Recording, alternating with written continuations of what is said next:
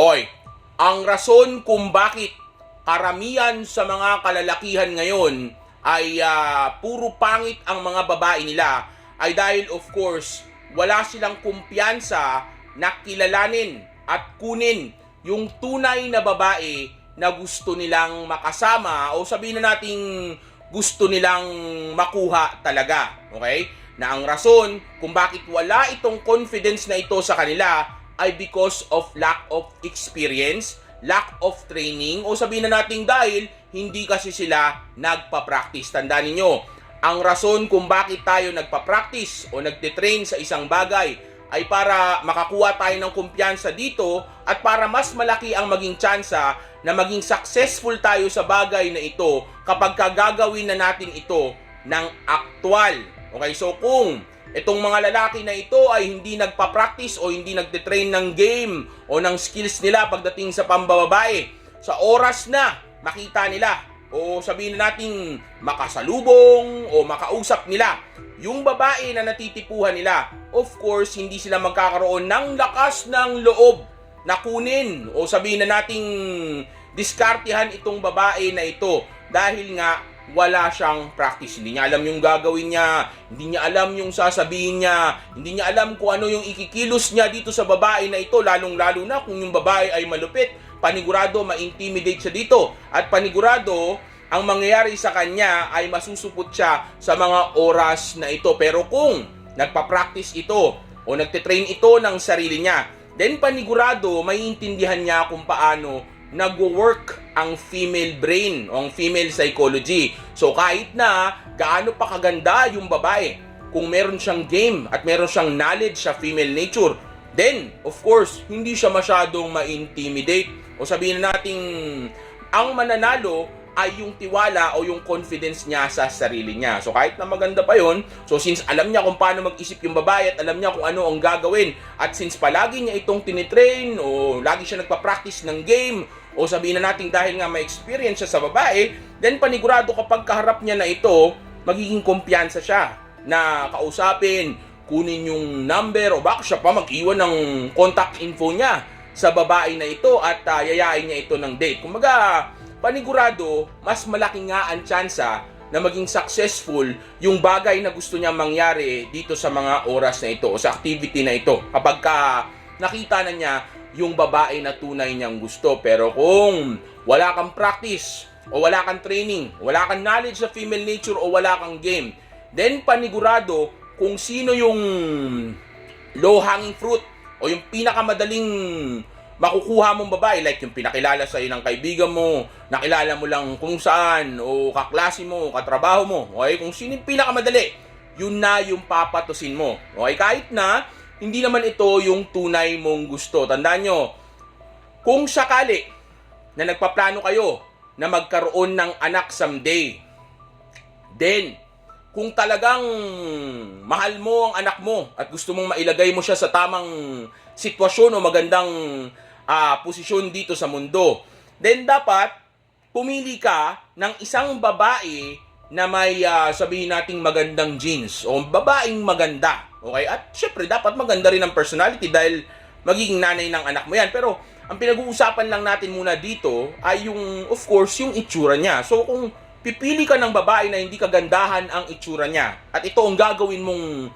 nanay ng anak mo, then malaki ang tsansa na yung anak mo ay maging ganito ang itsura niya, di ba? So kawawa naman yung anak mo dahil lang sa kabitahan at kahinaan ng loob mo. Na bagay na madali naman sanang solusyonan kung magpa-practice ka lang at magte-training ka. Kaso nga, hindi mo ginagawa ang bagay na ito. Kaya kapag ka nakita mo na yung tunay na babae na gusto mo talaga, okay? Hindi mo tuloy alam kung ano ang gagawin mo. Nasusupot ka tuloy o sabihin na natin natatakot ka tuloy o sabihin na natin pumapasok tuloy sa utak mo na itong babae na ito ay hindi ka magugustuhan o sabihin na natin wala sa liga mo, okay? O hindi ka matataypan kasi nga hindi mo naiintindihan yung sitwasyon. Tandaan nyo, kahit yung mga sikat o mga kilalang tao sa mundo, para maging magaling sila sa ginagawa nila, ang ginagawa nila ay ni-experience nila ito.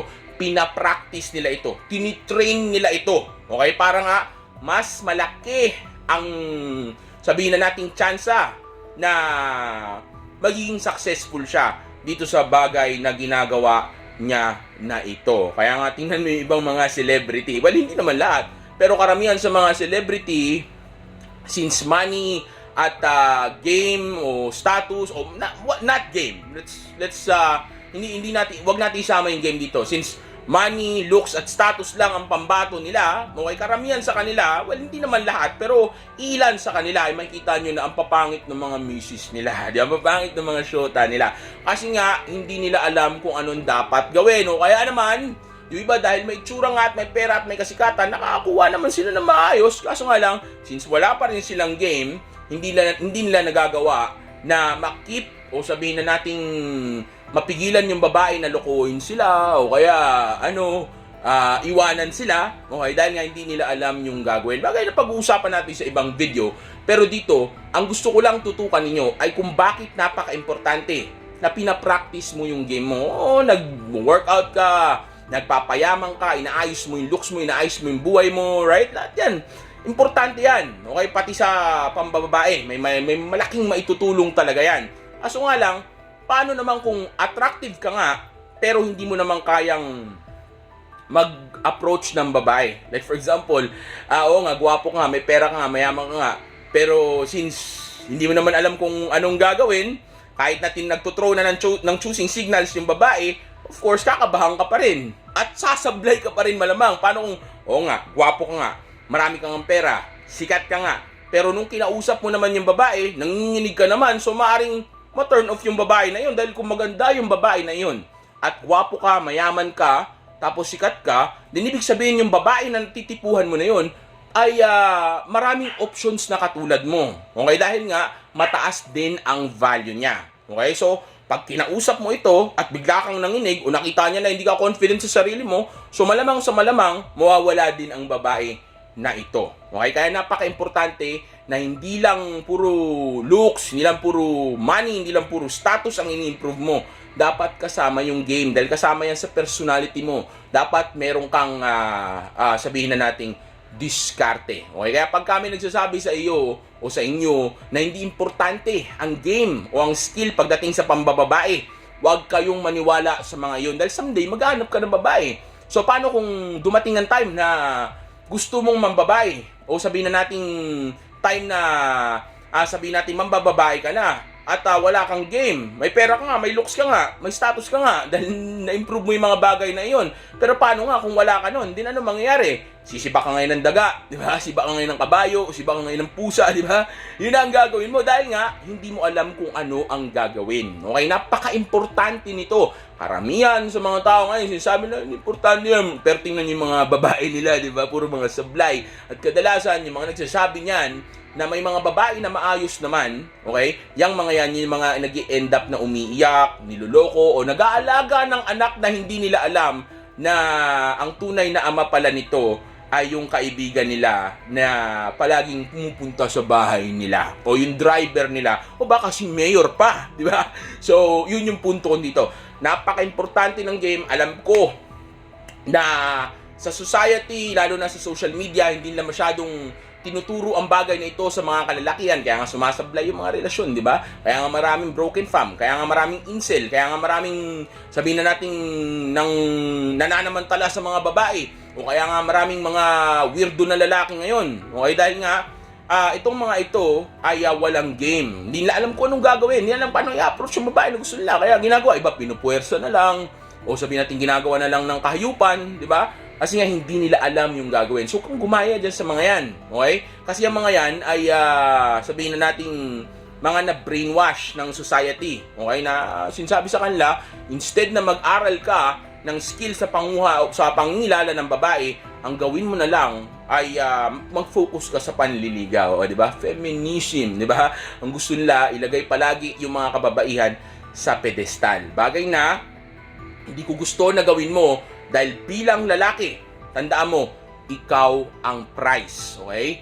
Hindi siya. Okay? Alam ko na kahit paano may value din naman ng mga kababaihan sa mundo dahil syempre sila ang nag-aanak at sabihin na nating yung magic stick mo sa baba ay nasa kanila yung best friend nito, okay, alam ko yan, naiintindihan ko. Pero pagdating dito sa buhay natin sa mundo, lalong-lalo na sa dating, gusto kong malaman mo na kahit na ilang taon na nila na binubulag tayo o binibrainwash tayo ng mga babae ang price, okay, bagay na hindi totoo, okay, kahit na ganyan pa sila, gusto kong isaksak mo sa utak mo na ikaw ang price. Yun nga lang, okay, dahil nga sa itinuro ng society, dahil nga sa, sabihin na natin, sa baba ng self-confidence o self-esteem ng babae, at dahil takot silang ma-reject, ikaw talaga ang lalapit muna sa kanila sa umpisa. Okay? Pero once na magawa mo na yan, madali na i-execute yung iba. Again, kung mahal mo yung magiging anak mo, hindi mo siya bibigyan ng pangit na ina. Okay? Kung mahal mo magiging anak mo, hindi mo siya bibigyan ng broken family. O sabihin natin, maaring since hindi nga ganun kagandaan yung nanay na naibigay mo sa kanya dahil sa kaduwagan mo o kasuputan mo, maaring one day, bigla kang may makilalang mas maayos, iwanan mo ngayon to dahil may nakita kang iba, samantalang yun na nga yung nanay ng anak mo. Pero malayo pa naman yan, hindi naman yung pinag-usapan natin dito. Pero gusto ko lang malaman ninyo na napaka-importante ng game. Okay? Alam ko na ilang taon ko nang sinasabi sa inyo ito o itinuturo ito sa inyo, pero hindi kahit kailan ako magsasawa o titigil sa bagay na ginagawa ko na ito hanggat ako'y humihinga, hanggat kaya pa ng katawan ko o ng utak ko itong bagay na ito.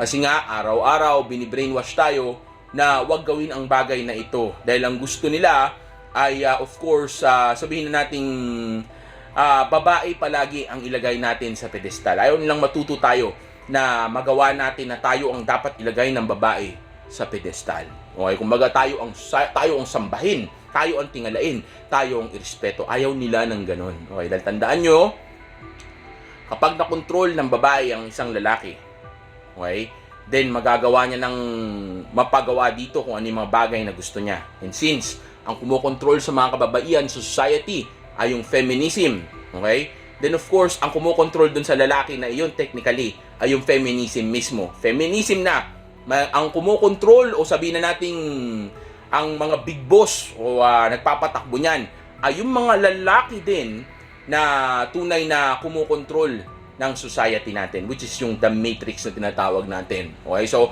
gumagamit sila ng isang institusyon para gamitin yung mga babae doon, tapos yung mga babae na iyon, yun yung ginagamit nila para kontrolin naman tayo. Okay, so dapat marunong ka. Okay, dapat mulat ang mga mata mo. Dahil kung di mo gagawin yan, G, maniwala ka sa akin, balang araw, kundi sabihin na nating magkakaroon ka ng pangit na babae, panigurado, baka itong bagay na ito ang sumira pa sa buhay mo. Dahil napakaraming mga bagay na pwedeng mangyari sa oras na sabihin na nating dumating ang panahon na gusto mo na magkaroon ng babae o sabihin na natin hindi mo makuha yung babae na tunay mong gusto o kahit na sabihin pa natin na ang makuha mo ay yung babae na hindi mo gusto, dun pwede ka rin magka-problema dun later on. Okay? Pwede kayong magkaroon ng issue dun. Okay? So napaka-importante ng game. Napaka-importante na mag-training at mag-practice ka dahil napakalaking katarantaduhan na hindi mo pinapractice o hindi mo tinitrain ang sarili mo sa isang bagay tapos mag-expect ka na magkakaroon ka ng magandang resulta sa bagay na ito.